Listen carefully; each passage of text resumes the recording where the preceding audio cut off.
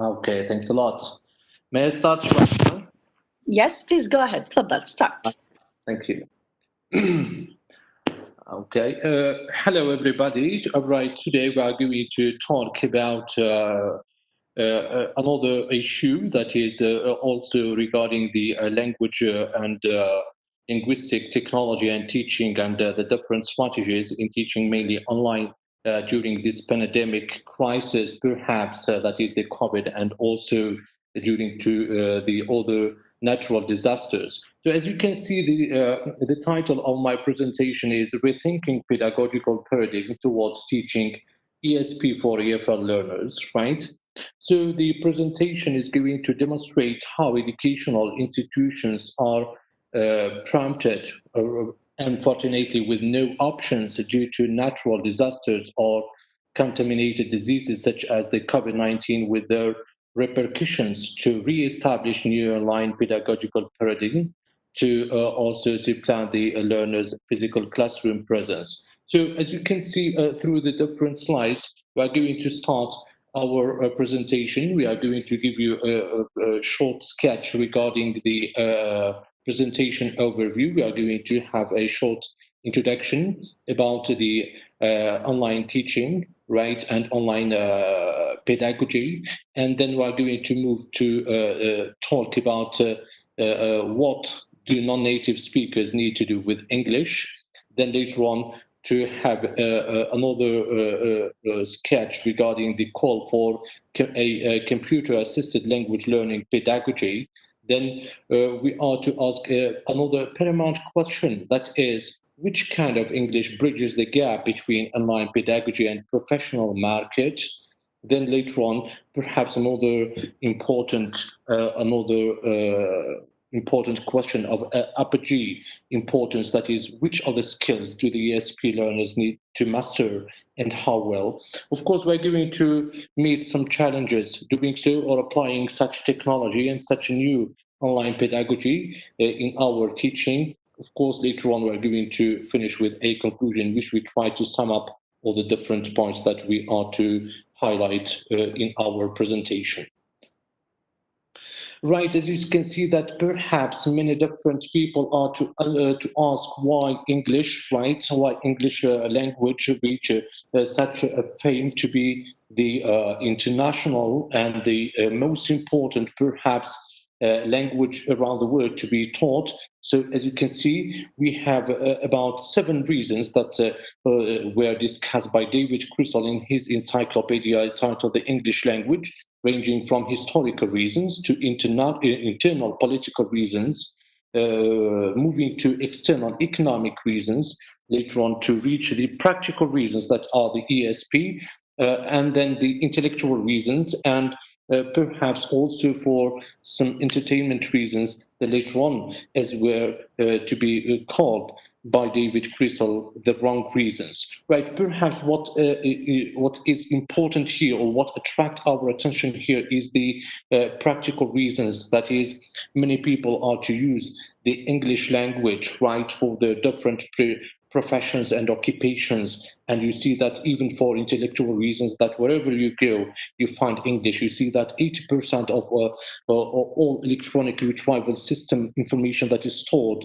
there, it is in English, and 3/4 of the new published books are written in English.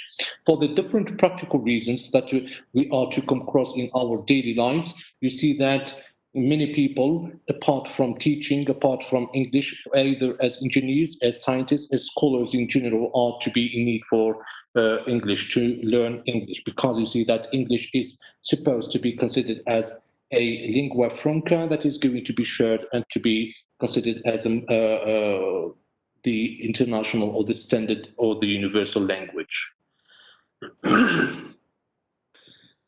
Perhaps here, perhaps here we are to come to what do non-native speakers need to do with English, right? Another important question.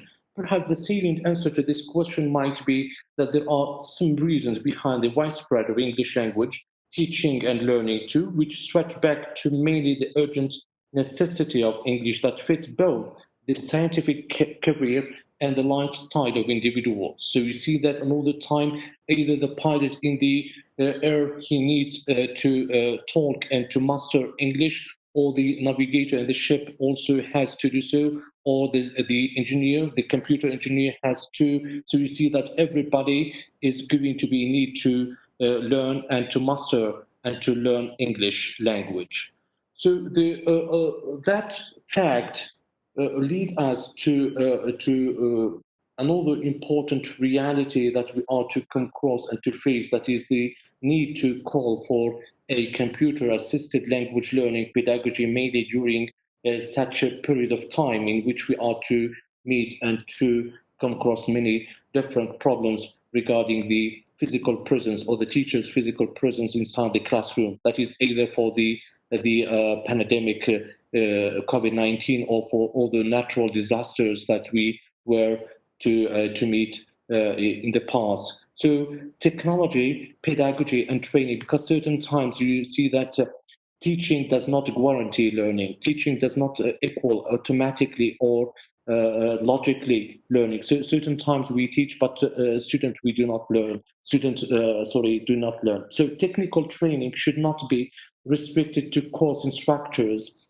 and tutors. Instead, learners here can greatly benefit from a component in how to learn better by applying a wide range of key language learning strategies. So for that reason, you see that the International TESOL professional organization has provided some guidelines to meet this challenge with the publication of the TESOL technology standard.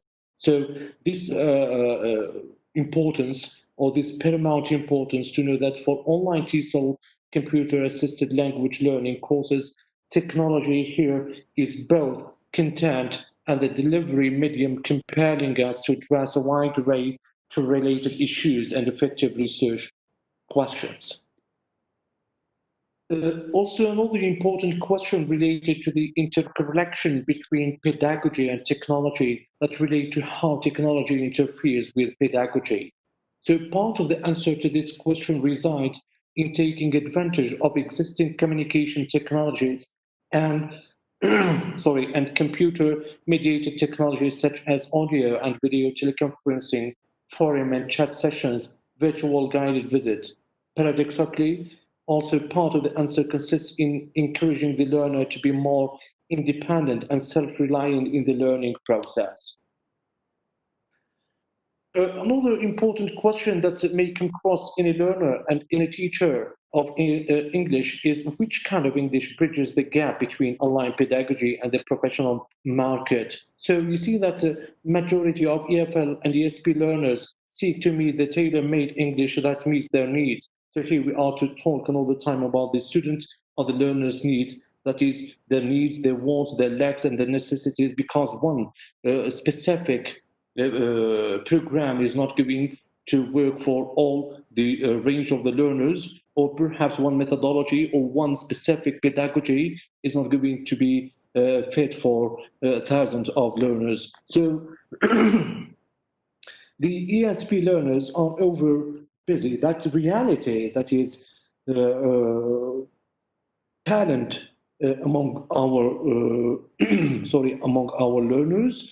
That is, those EFL learners are mostly preoccupied with their professional tasks. So there's an online ESP curriculum would bridge the gap between what they need to do with English and their time tightness. You see that those students and those learners, certain times, those who are already, they have their jobs either in the different companies, business, banking, nursing, doctors, engineers, that is, they have a problem with their time tightness, so they do not find appropriate time or extra time to assist or to attend the classical or traditional classes, so they prefer online teaching and online learning. Right? For that reason, it is of importance to establish an online pedagogy for that kind of learners. Sorry, here MB in 2000 proposes a model for learning English called SMART. As you can see, that's SMART, that acronym SMART, which groups strategies of learning widely recognized for the fostering of effective and efficient learning. So as you can see, stands for social learning strategies, that is that kind of strategies that are used for learning English with others because it is social, and M, that is metacognitive learning strategies, that M stands for strategies for managing English language learning, and A, effective learning strategies, that A stands for effective learning strategy, that is that are the different strategies that are used for lowering anxiety when learning English, because you see that here we are to talk about the cognitive and metacognitive and the social aspect, and also about the psychological aspect and the different threats and the different anxieties or social barriers or psychological barriers the students come with to learn English. So we have to reduce such anxiety for our students. The R stands for remembering strategies. That means strategies for memorizing English language materials. And the T, that is test preparation strategies, that are to be concerned with the different strategies for preparing for English language examination, either for the international test, I mean, whether for the TOEFL or for the IELTS international test. So here, which of the skills, another important question is to highlight here is which of the skills do the ESP learners need to master and how well? So here in 2003, Bessaid, that is me, suggests in an international conference in Brighton in England, a paper titled Remote, that is that acronym stands for Rethinking, main objective for teaching English, which would work with learners to address their needs, their lacks, their necessities, and their want to learn English. So we have to rethink about the different reasons behind such a thing, because English does not reach such an international status because of its quality or because of other different reasons as were highlighted by David Crystal. However, instead, it was to reach such a thing because it meets the different learners' needs. So practitioners as chiefly computer-assisted language learner expert or language learning expert focus on language system aspects and mainly communicative skills, that is mainly specifically speaking and writing. Perhaps doing so, or establishing such online pedagogy, is going to work and to face some challenges. So, according to Libram 2005, he says in order to be successful e-learning, it should involve problem solving, cooperative, project-based, and contextual learning. So you see that these four main important parameters or aspects are to be taken into account in our learning. So we have to know how to solve the learners' problems, to be cooperative in between, that is to establish certain peers, certain peer groups, certain social intercorrelations inside the online, I mean, or the Blackboard or the Zoom or the virtual classes, the project-based also, and the contextual learning that is going to fit their situation, their context, and their needs. So these ladders have, of course, some implications for both teachers and learners' growth. That is going to have all the repercussions upon the different roles, either for teachers or for learners. So Shigeru in 2005 too goes further to suggest that designers should consider developing their multimedia reading programs with the assumption that they are addressing varying individual learners' preferences. So therefore, programs should include graphics or videos that meet the preferences of auditory learners and textual information to meet the preferences of verbal learners. So you see that we have to know how to diversify the different activities, different exercises, different practical issues to our learners so that we are going to meet their needs. By the end here, we are to come to a conclusion that is bracket in 2000 contend that it is pedagogy, not the technology, that is the key through teaching equals learning. So you see that certain times teaching does not necessarily equals learning. So we need to know about pedagogy, how to make our learners practice, how to make our methods effective, our ways, our teaching approaches, our techniques to be successful and to be mainly effective for our learners. So setting standards and clear objectives for a distance education program based on needs analysis. And all the time, we are to talk about the student or the learners' needs analysis about their needs, their wants, their lacks, and their necessities, because you see that inside a classroom, you may meet a variety of options, a variety of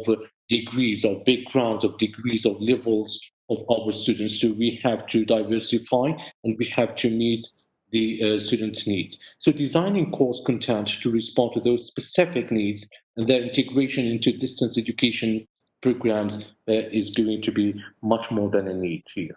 So developing and all the time a complementary support system example to try to support to establish a complementary system that is going to be available and easy to reach tutors, and then a copy of the course on the CD to lower the level of anxiety and to make the experience as comfortable and enjoyable as possible for students.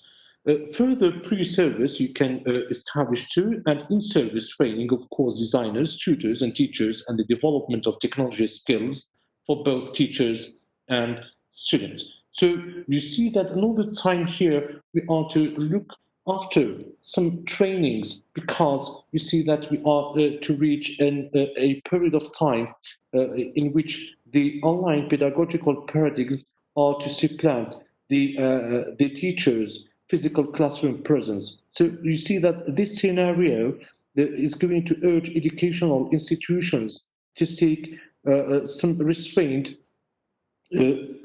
options to deal with this challenging and unexpected reality. So, in order to do so, we have to maintain an online quality teaching. So, we are expected to look for a remote pedagogy that utterly works as a shift from face to face lectures with the teacher's physical presence to an online class vouching the possible output for successful learning. So, despite this unexpected or these different problems that are to come associated with the online teaching and learning, about educational institutions here ran to rethink and establish a digital literacy for both educators and learners. You see that here it is an important point here to highlight, that is, we are to think and to rethink about re-establishing a digital literacy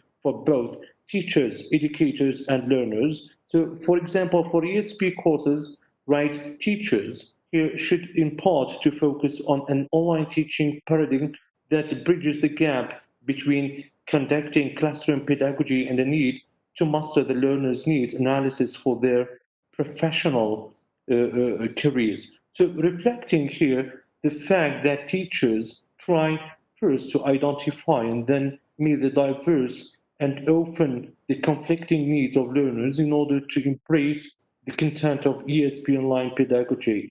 So here, by the end, I would like to say that adjusting diligent online pedagogy, which meets the learner's needs, and a panacea educational technology becomes more than a necessity, it becomes a dead weight rather than it is an option. So you see that here we try to sum up the different points that were highlighted here. Here is, you can see the references, that is, in which our presentation, or my presentation was, right, highlighted about the rethinking main objectives for teaching English, right? Nibilia Deba Henia, designing an e-learning ESP course, possibilities and challenges, right? And Parent James Kelch Brain and Cervantes says Safavi Sitare, applications of computer-assisted language learning theory in English as a second language, that is ESL and EFL environment, right? So by this, we come to the end. Thank you for your listening. You can reach me at my email that is that you can see here through the slide. That's all. Thank you for your listening. Looking to see you and to get in touch for further details. Thank you so much, Dr. Abdelhamid. May I ask a question, please, if you don't mind? Yeah, sure. Based on your own evaluation, to what extent do you feel that your institution or your context has been successful in implementing remote pedagogy and teaching ESP courses in English? Well, in fact, okay, it's a good question.